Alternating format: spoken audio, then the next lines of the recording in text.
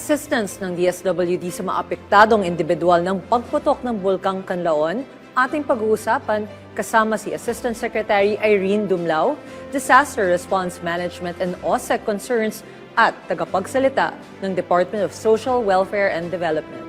ASEC Dumlao, magandang tanghali po. Medyo mahina ang volume. Magandang tanghali, Yusek March, and magandang tanghali din po, Ma'am Nina. And of course, magandang tanghali din po sa lahat ng sumusubaybay ng inyong pong programa. ASEC Irene, sa inyong tala, ilang individual po o pamilya sa ngayon ang apektado ng Bulkang Kanlaon na kinakailangang ilikas? At mula po sa anong mga lugar po ang mga ito? Well, Yusek March, batay po sa 6 a.m. DROMIC report ng DSWD, 14 ang barangays na naapektuhan ng pagsabog ni Mount Kanlaon at mahigit 2,000 na mga pamilya or an equivalent of more than 6,500 individuals yung apektado nga po. At sa kasalukuyan, meron tayong 13 evacuation centers na matatagpuan sa Bago City, sa La Castellana, gayon din po sa Moises Padilla at Pontevedra sa Negros Occidental. Meron din pong evacuation centers sa Canlaon City, dito naman po sa Negros Oriental. And kasalukuyan, close to 2,000 families or more than 6,400 individuals ang nandyan po sa mga evacuation centers na nabanggit. So ano-ano pong mga assistance ang ibinibigay po ng DSWD sa ngayon sa mga residente po at yung mga na-mention ninyong evacuees na naapektuhan po sa pagputok ng Bulkang Kanlaon? Actually, Ma'am Nina, meron na tayong mga naka-preposition na family food packs and non-food items dito po sa Negros Occidental at sa Negros Oriental. Mahigit 40,000 family food packs and more than 14,000 non-food items yung naka-preposition sa Occidental. At gayon din po, close to 40,000 family food packs and more than 1,800 non-food items ang naka-preposition naman po sa Negros Oriental. At meron na po tayo mga na-release sa mga affected populations, particularly yung mga pamilya na nasa mga evacuation centers. Ngayong umaga, nagtungo po sa Secretary Rex Gatchalian dyan po sa Negros Island and sinupervise din yung distribution ng food packs and non-food items in evacuation centers. Aside from the food packs na ating pong naipahatid and non-food items, may dala rin po si Secretary Rex na mga water filtration kits at na-distribute po ito sa mga evacuation centers na magagamit po na makapag-supply ng mainom na tubig ng mga displaced families po, pamilya. Okay, sa ngayon, kamusta po ang paghahanda ng DSWD sa inyong relief efforts para sa mga apektadong pamilya sa Negros? Ano-ano po ang mga pangunahing pangangailangan na tinutugunan ng inyong kagawaran para sa mga inilikas? Yusek March, patuloy pong nakikipag-ugnayan ang ating field offices sa mga lokal na pamahalaan para po matiyak na meron tayong mga sapat na mga food packs and non-food items na maidi-distribute po natin as part of our augmentation support to the local government units. Gaya nga po ng nabanggit ko, meron na po tayong naka-preposition na food packs and non-food items in Negros Occidental and in Negros Oriental. Gayun din po kaninang umaga, nag-load ng karagdagang mga family food packs. Around 5,000 family food packs po yan na niload sa mga trucks natin galing sa Visayas Disaster Response Center in Cebu at patungo nga po yan sa Negros Island para madagdagan yung ating mga naka-preposition na goods. Meron pa din po na mga itra-transport na mga karagdagang food packs from the Visayas Disaster Response Center tomorrow and some other non-food items. Paano sinisiguro, ASEC ng DSWD na ang relief aid ay makakarating po sa mga pinakamalalayong lugar o mga lugar na mahirap puntahan na apektado po sa pagsabog ng Kanlaon?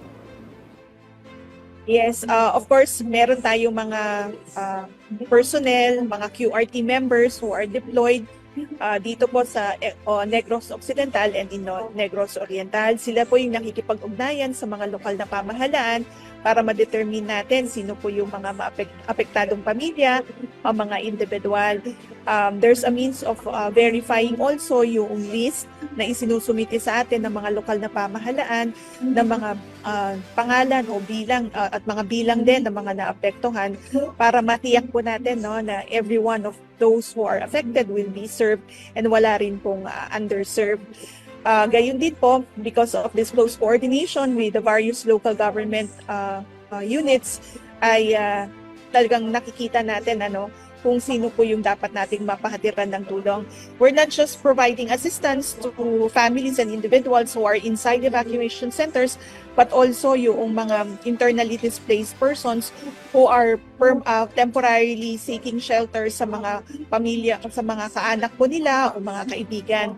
So we are able to to monitor kung nasaan po itong mga apektadong mga pamilya para mapahatiran po natin ng tulong. And to address your question, matiyak po na even those located in geographically isolated and disadvantaged areas ay maserve po natin o mapahatiran ng tulong. Asik Irene, may mga special programs din po ba ang DSWD na nakalaan sakaling may mga residente na nawalan ng tirahan dahil sa pagputok ng bulkan? At ano-ano po ay yung mga ito? Well, aside from the food and non-food items that the DSWD is providing, meron din po tayong mga ibang tulong, financial assistance, cash relief assistance po yan under assistance to individuals in crisis situation habang tayo po ay nasa response phase. Another intervention that is being provided by the DSWD ay yung pong emergency cash transfer na kung saan nagbibigay rin nga po tayo ng unconditional cash transfers to assist yung mga disaster-affected families in their recovery and in the early recovery stage para makapamili rin po ng mga karagdagang food items aside from those that we are already providing. But the provision of that, of course, would be based on the result of the rapid damage assessment and needs analysis na kung saan natidetermine nga po natin from that report ano yung mga karagdagang interventions na dapat po natin ipahatid doon sa mga kababayan natin na naapektuhan.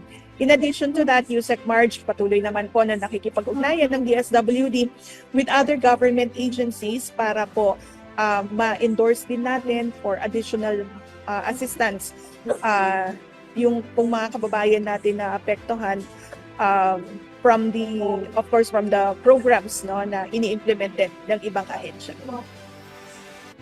Mensahe nyo na lang po sa mga apektado nating kababayan ng Canlaon eruption. Well, I'd like to re-echo yung pong mensahe ng ating pong fellow public servant from the PHIVOLCS na sana po sa ating mga kababayan, particularly those residing within the 6-kilometer permanent danger zone ng Canlaon, na makinig po tayo sa abiso ng ating mga lokal na opisyal, yung pong pangapaalala na dapat po hindi na pumasok with ang sino man within the 6-kilometer permanent danger zone para po tayo ay mailayo from various risks at maprotektahan po tayo at hindi nga po maka-encounter ng further damage to life and property. Tayo po ay pumunta sa mga evacuation centers. Ang ating pong pamahalaan naman continues to assure you na yung pangangailangan nyo po para sa pagkain and other non-food items ay patuloy po natin ipapahatid. So you need not worry because the government is here to support you at lahat po ng inyo pong mga needs ay pagsisikapan po natin na mai-provide. Again, paalala lamang po na umiwas po tayo para tayo po ay maprotektahan. So with that, again, maraming salamat po at magandang tanghali. Maraming salamat po sa inyong oras, Assistant Secretary Irene Dumlao, Disaster Response Management and OSA Concerns at tagapagsalita ng DSWD.